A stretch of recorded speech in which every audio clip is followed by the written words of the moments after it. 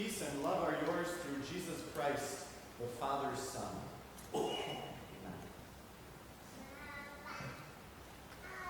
I will venture a guess that most of you were offended by Jesus when you heard the gospel a few minutes ago. Jesus offended you by choosing the word hate. As in, if anyone comes to me and does not hate his father and mother, his wife and children, his brothers and sisters, he cannot be my disciple. And in this circumstance, it's not even like Jesus was being provoked. We find no Pharisees there trying to catch him or test him. We see no wannabe, lukewarm followers dibbling around the question, trying to decide whether they really were ready to take the plunge or not. This, it seems, is a lightning bolt straight out of the blue. Jesus turns to the crowd. Today he turns to you, and he thunders. If you are going to be my follower, then understand the cost. And if you're not ready to hate, you're not ready for me. I suppose this is the point where you expect that I will give you some grand insight into the Greek word that Jesus used that will explain the offense away and set your hearts and minds at ease. But it's just not as simple as that. The word that Jesus chose is hate. And it is a word that offends us. We don't like to hear it. We wish Jesus wouldn't have said it. And I can't help but wonder if that isn't the very reason why Jesus chose that word. A word that's shocking to shock us out of our complacency. I can't help but wonder if our reaction to that word isn't the proof that Jesus' lightning bolt is, in fact, well aimed indeed. So what is it that Jesus is trying to get at with this thunderous proclamation out of the blue? Could it be that he is going after those idols, those false gods, that we find it most difficult to break ourselves away from? See, if Jesus had said, hate money and follow me, we all would have nodded our heads in approval, even though if we did a survey of idols in our day and age, certainly money would be number one on the list. And we could say the same about the other so-called gods of the blood: fame, power, and sex, in addition to money. We understand how readily these things can become idols and take first place in our hearts. And so we're not offended if Jesus speaks strongly about them. In fact, we're happy because we know that we need those warnings, strong as they may be. But what if your idol stands 3 feet tall, wears pigtails, and could be described as absolutely adorable? What if your idol wears size 13 football cleats, dominates the field on Friday nights, while you, Mom, sit in the stands alternately cringing and cheering? What if our small g gods are those who share our blood? We don't often think of our family members as having the potential of becoming idols. I suppose that's because we know that Jesus stands behind the family, that God honors and commands it. He protects the family with one of the 10 commandments. But just as money in and of itself isn't evil, and it only becomes an idol when our hearts are set on it rather than God, when it takes God's place, so too our family members can become our idols if they become more important to us than Jesus. And now, Jesus' words should definitely cause us to pause. Not to be offended, but to stop and to think. What is it he's getting at after all? For if I just ponder this for a little bit, I might realize just how readily those who share my blood can take Jesus' place in my heart of hearts. After all, isn't it easier for our hearts to be set on, to cling and hold on to those whom we see with our eyes, those whom we can physically hold? Much easier, right, than holding on to a Lord whom we can't see, who comes to us mysteriously under bread and wine. And perhaps, rather than being offended, I should ask myself, could it be that I have loved my children more than my Lord Jesus, who gave those children to me? Might I cherish my spouse more than I cherish my Savior? Do I sometimes honor and worship a father or a mother or a brother or a sister when I should really be worshiping God? I suppose this could be as crass as having somebody who shares your blood as the person in your life who's trying to keep you away from Jesus, who's always trying to make sure you don't go to church to hear his word, who's trying to pry you out of his hand. And you find yourself with competing allegiances. I can't help but think, though, that this idolatry happens far more subtly, oftentimes without even us realizing it or recognizing what's taking place. If you see it in action, though, maybe you'll understand what I mean. So take a look with me. Get out your telescopic lens. Zoom in from a satellite view of this world. Zoom in on a minivan, zooming down the Beltline, frantically scampering around town.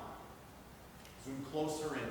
Tear the roof off that minivan as it pulls into the parking lot at the dance studio, and see what Mom and the kids are up to. Boy, Mom is busy. She has to be in 5 places at once, and she's got to make sure that her kids make it to every single practice and participate in every single event and get to every single game, even though it means she's so frantic that sometimes she feels like pulling her hair out. But she does it all because if she didn't, she wouldn't be a good mom.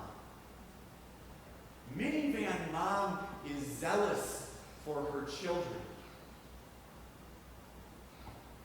Is she as zealous for her Lord? Or have we uncovered an idol?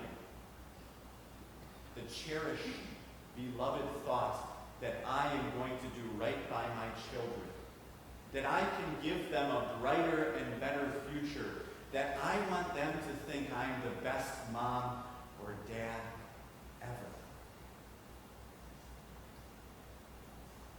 Turn your telescopic lens elsewhere. Focus in on an office building, a workstation, where a man in his mid-20s is pounding away at his computer. As you watch him, you think he's not pounding away at his computer, he's pounding away at his career. Look at the diligence, the hard work he's putting in. And keep your eye on him. Watch what happens when his phone dings. See the smile on his face because it's a text from her. See how he texts her back. And if you keep watching him after hours, you will see the extraordinary lengths to which this man is willing to go to woo her. He's engrossed with her. He has to have her. The man is zealous about the relationship. Is he as zealous about his Lord?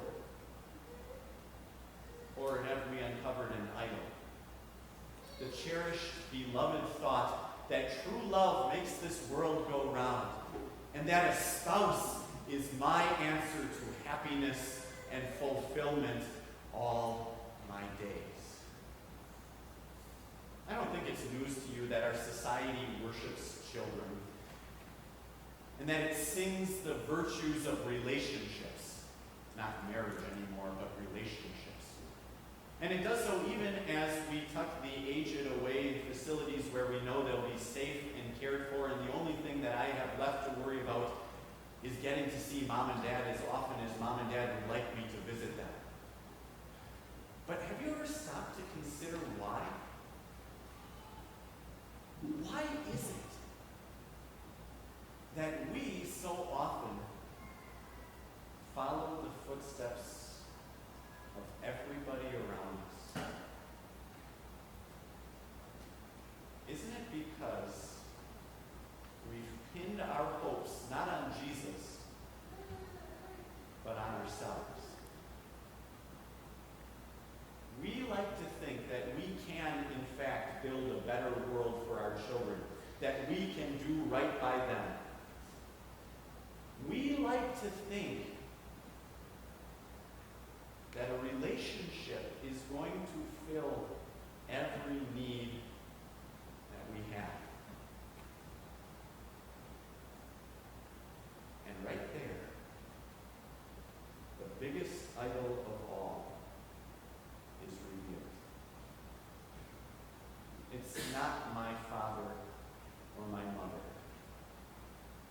my spouse or my kids. My small g God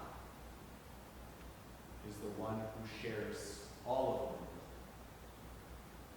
The one who stares back at me when I look into the mirror and first thing in the morning. You see, I'm the reason why I complain that my kids don't visit me as often as I'd like them to. I'm the reason why my children have to be in every single event and activity under the sun. Because if I don't, I'll be considered a failure as a parent. I'm the reason why I treat my spouse as somebody I'm going to get something from, not as my opportunity to love and serve completely selflessly, as selflessly as the Lord Jesus himself served his church, his will. It's me. My God is the guy, the girl who shares my love. And if I see that, then instead of being offended by Jesus, I might thank him for a lightning bolt that was unasked for, that came out of the blue to nail me right between the eyes, so that I would see clearly those cherished idols I didn't even realize I was holding in my heart. Thank God I have a Lord who calls a spade, and who tells me that if I'm going to follow him, it's going to cost me everything. If I'm going to follow him, it's going to mean not just hating father, mother, wife, and children, hating even myself, even my own life. And by the way, the word doesn't mean despise or loathe. It means prefer less. As in, you must prefer your father, mother, wife, or children. You must prefer even yourself less than the Lord Jesus. That is the cost of following Jesus. And in terms of cost, let me tell you, this is the greatest bargain of all. For what do you lose giving up yourself, your dreams and hopes of finding fulfillment for yourself in others, in your children or in a spouse? You're not really losing an awful lot at all.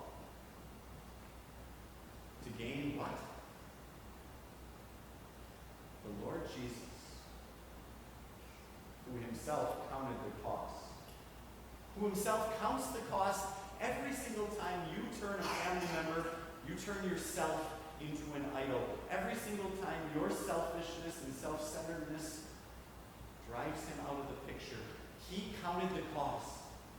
And the cost was great indeed. He gave up heaven itself to, get this, share your blood and my blood. And not just to share it, but to spill it. His immaculate, perfect, holy, and precious blood. He spilled on the cold, rocky ground of a hill called Golgotha.